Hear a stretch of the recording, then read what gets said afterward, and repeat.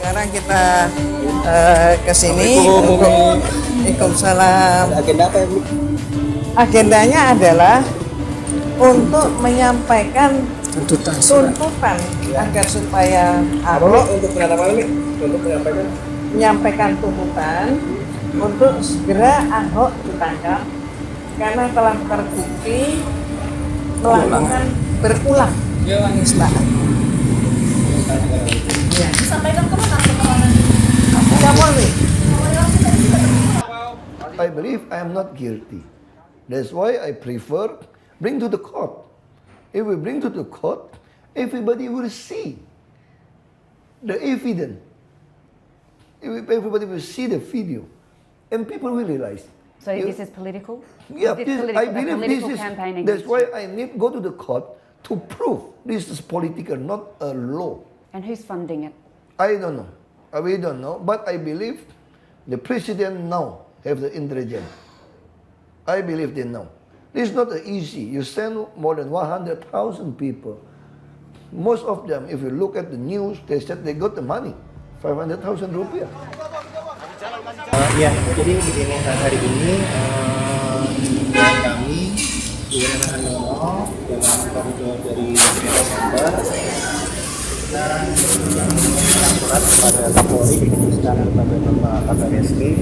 Intinya adalah kita ingin agar Bapak Basuki Cahayapurnama segera ditangkap dan proses lebih lanjut karena berdasarkan negara hukum kita bukan negara kekuasaan, kita adalah Reichsstaat bukan Mahestaat, dan itu sudah tercantum kepada penjelasan UUD 45 dan kami berharap bahwa kita benar-benar sekarang benar-benar lagi diuji sebagai sebuah negara hukum, dan kita berharap benar-benar bahwa kita adalah negara hukum yang sesungguhnya, bukan negara kekuasaan. Karena negara hukum itu ada 3 unsur pokok, yaitu supremacy of law, yang ada persamaan di atas hukum, semuanya harus sama. Yang ketiga adalah human rights.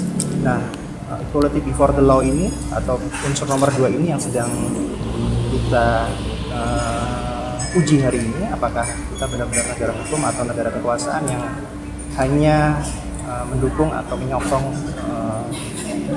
dari kekuasaan tertentu atau orang-orang yang besar. Mungkin itu sudah. Jadi penistaan berulangnya maksudnya bagaimana, Mas?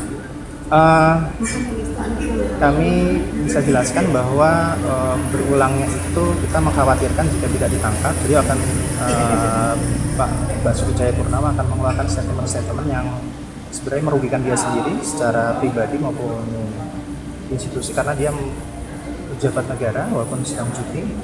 Jadi negara sendiri juga di-challenge dalam hal ini sangat serius sekali, dan kita ingin agar semua aparatur negara memahami hal ini dan jangan sampai mengulang ini, karena ini sangat berbahaya sekali. Mungkin ditambahkan. Kita hanya ingin mendapatkan kesamaan kedudukan di depan hukum. Kita bisa melihat dari beberapa peristiwa sebelumnya bahwa semua kasus-kasus penistaan agama ini para tersangkanya, terdakwanya langsung ditahan. Sementara kemarin dan sampai hari ini kita melihat bahwa untuk kasus yang satu ini agak berbeda. Nah, sementara kita juga berpikir dan melihat kepada KUHAP, apa yang kita inginkan ini sudah bisa dimintakan kepada Kabar Eskrim untuk diterima gitu ya, permohonan untuk menahan beliau. Tadi disebutkan bahwa ada pengulangan, memang bukan pengulangan penistaan, tapi pengulangan seperti misalnya kemarin beberapa waktu yang lalu beliau ketika diwawancara sama kantor berita asing, nah itu beliau menyebutkan bahwa ada pembagian uang 500.000 untuk para demonstran, sementara faktanya tidak seperti itu gitu. Nah ini termasuk tindak pidana sebenarnya, memfitnah, melakukan perbuatan yang tidak menyenangkan untuk yang lainnya gitu. Makanya kita untuk menghindari beliau bicara lebih banyak lagi yang tidak ada dasar hukumnya, yang tidak sesuai fakta, makanya kita minta beliau untuk ditahan. Itu supaya pertimbangan negara kita ini gitu. nggak sampai terjadi hingar-bingar. Ya, toh di dalam KUHP sendiri penahanan itu bisa dilakukan ya. Di dalam pasal 21 ayat 2, 21 ayat 4 sudah memenuhi unsurnya. Jadi 5 tahun. Nah, kita sudah mencoba mengupayakan meminta itu untuk menjaga stabilitas saja. Jadi yang bermakna negara hukum atau negara kekuasaan, ketika sebuah ucapan itu dikeluarkan oleh seorang petani atau orang miskin, nilai secara hukum itu sama dengan seorang pengusaha, seorang pejabat pun.